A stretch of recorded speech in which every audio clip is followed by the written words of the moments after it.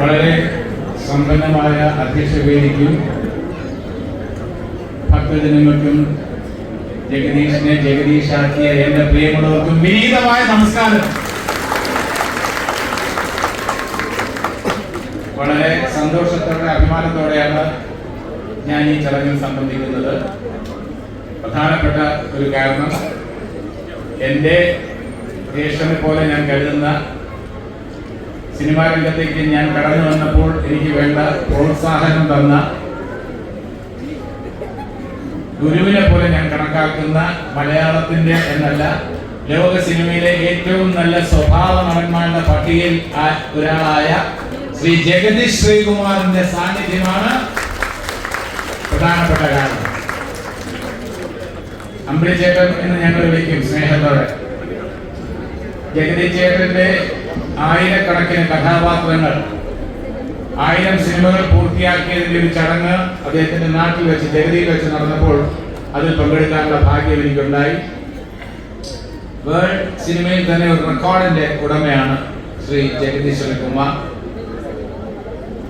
എന്നെ സംബന്ധിച്ചിടത്തോളം എന്റെ ഭാഗ്യം എന്ന് പറയുന്നത്, അദ്ദേഹം മോഡൽ സ്കൂളില് ഓൾഡ് ബോയ്സ് അസോസിയേഷന്റെ ഒരു നാടകം അവതരിപ്പിച്ചപ്പോൾ അന്ന് സ്കൂളിൽ പഠിച്ചുകൊണ്ടിരിക്കുന്ന ഞാൻ അതിലെ ബാലനടനായി അദ്ദേഹത്തിന്റെ അച്ഛൻ തന്നെ എഴുതിയ ലഹരി എന്ന നാടകത്തിൽ ഒരു ബാലനടനായി അഭിനയിക്കാനുള്ള ഭാഗ്യം എനിക്ക് ലഭിച്ചു. അദ്ദേഹം അയ്യപ്പൻ പിള്ള എന്ന് പറയുന്ന കഥാപാത്രമാണ് അന്ന് അവതരിപ്പിച്ചത്. അങ്ങനെ നാടകരംഗത്ത് അദ്ദേഹത്തോടൊപ്പം നിരവധി നാടകങ്ങളിൽ പങ്കെടുക്കാനുള്ള ഭാഗ്യം എനിക്ക് ലഭിച്ചിട്ടുണ്ട്. സിനിമാ രംഗത്ത് തിരക്കേറിയപ്പോൾ അദ്ദേഹം അഭിനയിച്ചിരുന്ന അദ്ദേഹത്തിന്റെ പിതാവ് തന്നെ രചിച്ച ഉച്ചാസനം എന്ന നാടകം, അതില് അമ്പിളിച്ചേട്ടന്റെ തിരക്കായപ്പോൾ അമ്പിളിച്ചേട്ടന്റെ പിതാവ് ശ്രീ ജഗതി എൻ കെ ആചാര്യ അമ്പിളിച്ചേട്ടന്റെ വേഷം നാടകത്തിൽ എനിക്കാണ് നൽകിയത്.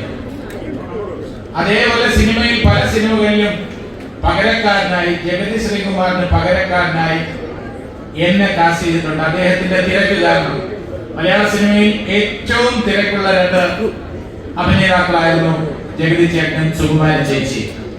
ഒരു കാലത്തും തിരക്കൊഴിഞ്ഞിട്ടില്ല. അദ്ദേഹം മലയാള സിനിമയിൽ എത്രയും പെട്ടെന്ന് തിരിച്ചു വരണമെന്ന്, ശക്തമായ തിരിച്ചു വരണമെന്ന്. ഇപ്പൊ സാന്നിധ്യമുണ്ട്, ചില സിനിമകളിൽ അദ്ദേഹം അഭിനയിക്കുന്നുണ്ട്.